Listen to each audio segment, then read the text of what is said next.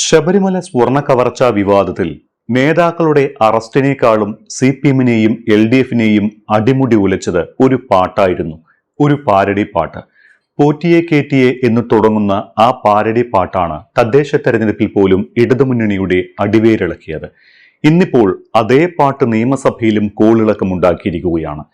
അതേ പാട്ട് ഇന്ന് നിയമസഭയിൽ ശ്രദ്ധ ക്ഷണിക്കലിനിടെ പാടി വീണ്ടും പ്രതിപക്ഷം LDF-നെ പ്രകോപിപ്പിച്ചു. UDF അംഗങ്ങളുടെ പാരഡി പാട്ടിന് അതേ പാട്ട് തന്നെ കോൺഗ്രസിനെതിരെ തിരിച്ചു പാടി ഭരണപക്ഷവും മറുപടി നൽകി. പാട്ടും മറുപടി പാട്ടും ആരോപണ പ്രത്യാരോപണങ്ങളുമായി സഭ പ്രക്ഷുബ്ധമായി. ഒടുവിൽ അടിയന്തര പ്രമേയ നോട്ടീസ് പോലും നൽകാനാകാതെ നിയമസഭ ഇന്നത്തേക്ക് പിരിയുന്ന സാഹചര്യവുമുണ്ടായി. പോറ്റിയെ കേറ്റി എന്ന പാട്ടും അതുണ്ടാക്കിയ അലയൊലികളും കേരള രാഷ്ട്രീയത്തിലുണ്ടാക്കിയ കോളിളക്കവും വിവാദവും ചെറുതൊന്നുമായിരുന്നില്ല. ഒരവസരത്തിൽ പാട്ടിനെതിരെ കേസെടുക്കാനുള്ള നീക്കം പോലും സർക്കാർ നടത്തിയിരുന്നു. ബുധനാഴ്ച ആരംഭിച്ച നിയമസഭാ സമ്മേളനത്തിൽ ഗവർണറുടെ നയപ്രഖ്യാപന പ്രസംഗത്തിന്മേലുള്ള നന്ദി പ്രമേയ ചർച്ച ഇന്ന് നടക്കേണ്ടതായിരുന്നു. സഭ സമ്മേളിച്ച ശേഷം ശ്രദ്ധ ക്ഷണിക്കലിനിടെ തന്നെ UDF പ്രതിഷേധം ആരംഭിച്ചു. ദേവസ്വം മന്ത്രി VN വാസവന്റെ രാജി ആവശ്യപ്പെട്ടായിരുന്നു പ്രതിഷേധം. വാസവന്റെ രാജി ആവശ്യപ്പെട്ടുള്ള മുദ്രാവാക്യങ്ങൾ എഴുതിയ പ്ലക്കാർഡുകളുമായാണ് പ്രതിപക്ഷം നിയമസഭയിലെത്തിയത്. പോറ്റിയെ കേറ്റിയെ എന്ന പാട്ടിലെ വരികളും പ്ലക്കാർഡുകളിൽ എഴുതിയിരുന്നു. കേസ് അന്വേഷിക്കുന്ന പ്രത്യേക അന്വേഷണ സംഘത്തിന് മേൽ മുഖ്യമന്ത്രിയുടെ ഓഫീസ് സമ്മർദ്ദം ചെലുത്തുന്നതായി പ്രതിപക്ഷം ആരോപിച്ചു. സ്വന്തക്കാർക്കെതിരായ അന്വേഷണം മുടക്കാനാണ് മുഖ്യമന്ത്രിയുടെ ഓഫീസ് SITയെ സമ്മർദ്ദത്തിലാക്കുന്നത് എന്ന് പ്രതിപക്ഷം ആരോപിച്ചു. ഇതിനുശേഷമാണ് സഭയിൽ പാട്ടുമത്സരം നടന്നത്.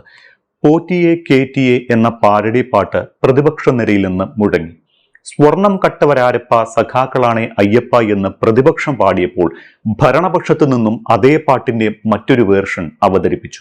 സ്വർണം കട്ടതാരപ്പ കോൺഗ്രസ് ആണെ അയ്യപ്പ എന്ന് മൈക്കിലൂടെ തന്നെ പാടി മന്ത്രി V ശിവൻകുട്ടി പ്രതിപക്ഷത്തെ പ്രകോപിപ്പിച്ചു. സ്പീക്കർ ഇതിനിടെ മറ്റ് സഭാ നടപടികളിലേക്ക് കടക്കാൻ ശ്രമിച്ചതോടെ ബാനറുമായി പ്രതിപക്ഷാംഗങ്ങൾ നടുത്തളത്തിലിറങ്ങി.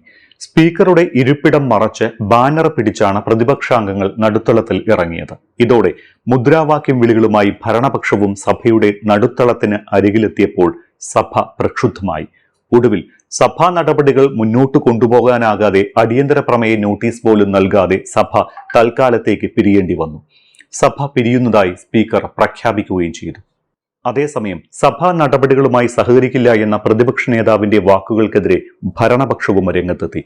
അടിയന്തര പ്രമേയം അവതരിപ്പിക്കാനുള്ള അവകാശമുണ്ടായിട്ടും അത് കാണാതെ അവകാശം വിനിയോഗിക്കാൻ ഭയപ്പെടുകയാണ് പ്രതിപക്ഷമെന്ന് മന്ത്രി MB രാജേഷ് പറഞ്ഞു. സ്വർണ്ണ കവർച്ചാ കേസ് അടിയന്തര പ്രമേയമായി ചർച്ച ചെയ്യാൻ പ്രതിപക്ഷത്തിന് ഭയമാണ് എന്നും അതാണ് ഒളിച്ചോട്ടത്തിന് കാരണമെന്നുമാണ് മന്ത്രി രാജേഷിന്റെ പ്രതികരണം.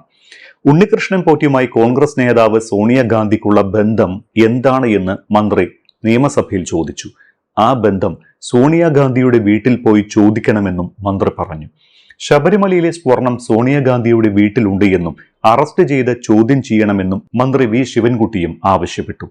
ആരാണ് പോറ്റിയെ സോണിയുടെ അടുത്ത് കൊണ്ടുപോയത് എന്നും ശിവൻകുട്ടി ചോദിച്ചതോടെ പ്രതിപക്ഷ ബഹളം ശക്തമാക്കി. അടിയന്തര പ്രമേയത്തിന് നോട്ടീസ് നൽകാതെ ബഹളം വെക്കുന്നത് ശരിയല്ല എന്ന് സ്പീക്കർ AN ഷംസീറും പ്രതിപക്ഷത്തിന് സഭ ചേരുന്നതിൽ താല്പര്യമില്ലെന്നാണ് കരുതുന്നത് എന്ന് മുഖ്യമന്ത്രി പിണറായി വിജയനും പറഞ്ഞു. സഭ പിരിഞ്ഞതോടെ ഇരുപക്ഷവും മുദ്രാവാക്യം വിളികളുമായി സഭയ്ക്ക് പുറത്തും പ്രതിഷേധിച്ചു. തദ്ദേശ തെരഞ്ഞെടുപ്പ് സമയത്ത് ശബരിമല സ്വർണ്ണ കവർച്ചാ വിവാദം കത്തി നിൽക്കുമ്പോഴാണ് പോറ്റിയെ കേറ്റിയെ എന്ന പാരഡി പാട്ട് ഇറങ്ങിയത്. സ്വാമിയെ അയ്യപ്പോ എന്ന അയ്യപ്പ ഭക്തിഗാനത്തിന്റെ ഈണത്തിന്റെ ചുവട് പിടിച്ച് തയ്യാറാക്കിയ പാട്ട് തദ്ദേശ തെരഞ്ഞെടുപ്പ് പ്രചാരണത്തിൽ കൊണ്ടുപിടിച്ചു. CPM-നോ LDF-നോ ഈ പാട്ടുണ്ടാക്കുന്ന ഓളം തദ്ദേശ തെരഞ്ഞെടുപ്പ് പ്രചാരണ സമയത്ത് തിരിച്ചറിയാൻ ആയില്ല എന്നതാണ് വാസ്തവം. ഈ പാട്ടുണ്ടാക്കിയ ഇമ്പാക്റ്റാണ് തദ്ദേശ തെരഞ്ഞെടുപ്പിലെ നാണംകെട്ട തോൽവിയിൽ നല്ലൊരു പങ്ക് വഹിച്ചത്. ഇക്കാര്യം തെരഞ്ഞെടുപ്പിന് ശേഷം നടന്ന CPM-ന്റെയും LDF-ന്റെയും തെരഞ്ഞെടുപ്പ് അവലോകന യോഗങ്ങളിൽ പാർട്ടിയും മുന്നണിയും തന്നെ സമ്മതിക്കുകയും ചെയ്തതാണ്.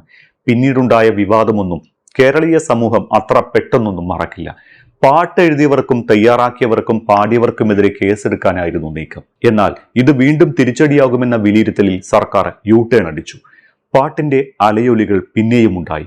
സ്വർണ്ണ കവർച്ചാ കേസുമായും ഉണ്ണികൃഷ്ണൻ പോറ്റിയുമായും അടൂർ പ്രകാശിനും സോണിയാഗാന്ധിക്കും അടക്കം കോൺഗ്രസ് നേതാക്കൾക്ക് ബന്ധമുണ്ട് എന്ന ആരോപണം ഉയർന്നപ്പോൾ LDF സ്വർണം കട്ടത് കോൺഗ്രസ് ആണ് എന്ന തരത്തിലാക്കി പാട്ട് UDF-നെതിരെ പാടിയെങ്കിലും ആദ്യത്തെ ഇമ്പാക്റ്റ് ഉണ്ടാക്കാൻ അതിന് സാധിച്ചില്ല. ഇതിനിടയിൽ നിയമസഭയിലും പാട്ട് കേട്ടപ്പോഴാണ് ഭരണപക്ഷത്തിന്റെ നിയന്ത്രണം വിട്ടത്. അതാണ് ഇന്ന് നിയമസഭയിൽ കണ്ടത്.